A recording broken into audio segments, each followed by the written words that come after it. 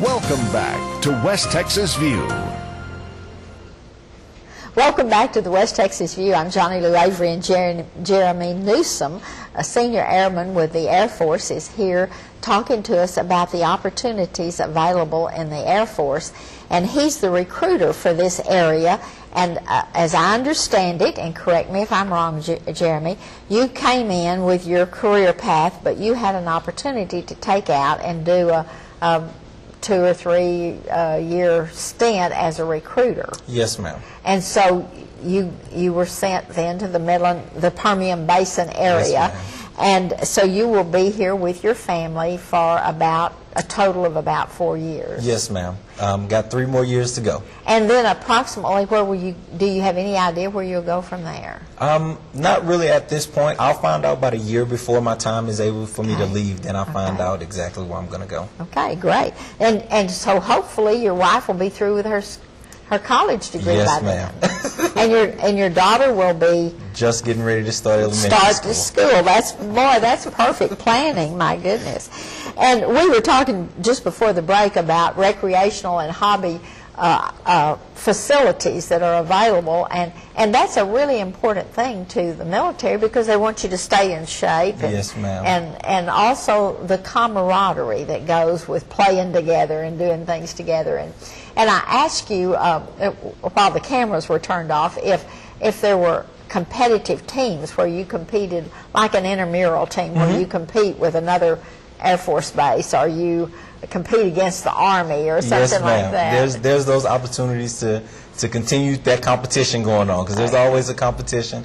So we have a couple different levels. We have intramural sports, and then we have like base sports, and we also have Air Force level sports. So where you can travel in many different locations and play against a lot of kind of like Forrest Gump did with the ping pong. Yes, except he was in the Army and he got to go around to all the places. Okay, and then the other thing that we don't talk a lot about, except in the ads on television, is that when you join the Air Force, you are part of a real elite team, yes, a world-class team, because people all over the world look to our military as the quintessential experience in a military base. Yes, and your training and all of that is so exemplary. Also, medical and dental care is free, and that means whether you've got your wife is having a baby, exactly, or whether you've got to have extensive gum work done on your teeth or whatever.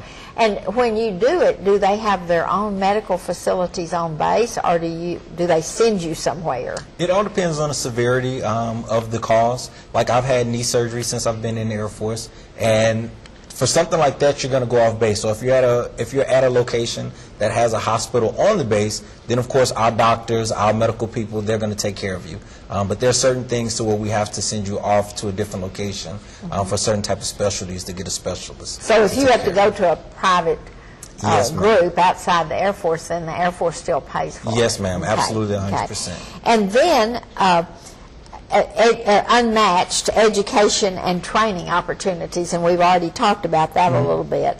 And then community college of the Air Force and tuition assistance for college. That means that while you're in the Air Force, you can take these accredited courses, but then once you get out, there's programs for you to pay your way on to school, similar to what we used to call in my day the GI Bill. Yes, ma'am.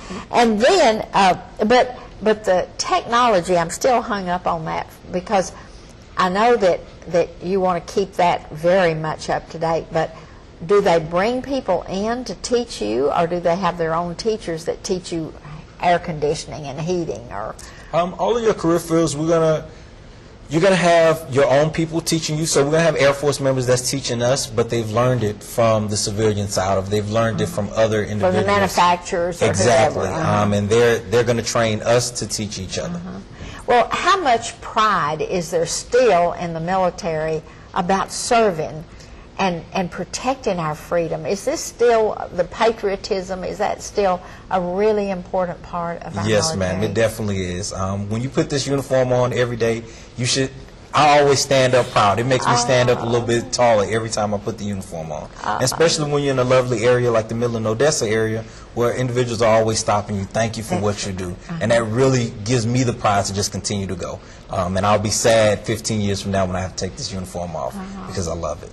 And that's the reason I asked if you had parents that were in the military, because that's what I've heard from everybody who made the military their career, is they really wanted other people to understand what they had experienced and the importance. And, well, that makes me feel really good to know that there's still a lot of patriotism. It's not just a job or an easy way to get some education and training, but there's really that patriotism that's still there.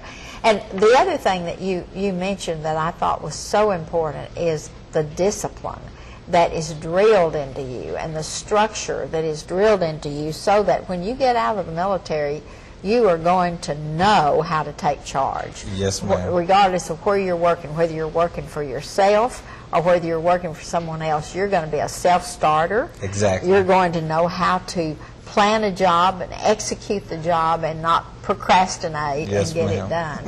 And the other thing, though, is you're working with another group of people that are just like you. But when you get out, you won't be working with other people that have had that same discipline training. And how are you going to stand that? I think when you get out you get out of the Air Force and you start that opportunity to where you're working with people who aren't from the same background, for the most part, they're going to look up to you because you have that discipline. So they're going to follow, well, what is Senior Airman Newsom, or what is Jeremy doing now? You know, I should be doing what he's doing because he's a self-starter. So they're going to look for you for that advice to continue to keep going and get your job done. That is a good answer. That is a very good answer. But have you noticed in your recruiting that there's more and more females coming in to apply or to get questions answered or to?